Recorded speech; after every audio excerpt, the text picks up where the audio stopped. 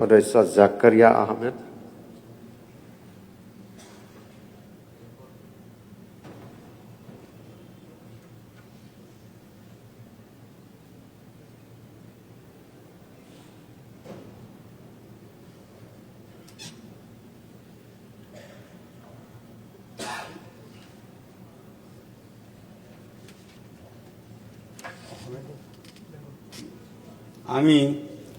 আমি জাকারিয়া আহমদ আসাম বিধানসভা সদস্য নির্বাচিত হইয়া আল্লাহর নামে শপথ করিছি যে আমি বিধি দ্বারা প্রতিষ্ঠিত ভারতের সংবিধানের প্রতি প্রকৃত বিশ্বাস ও আনুগত্য পোষণ করিব।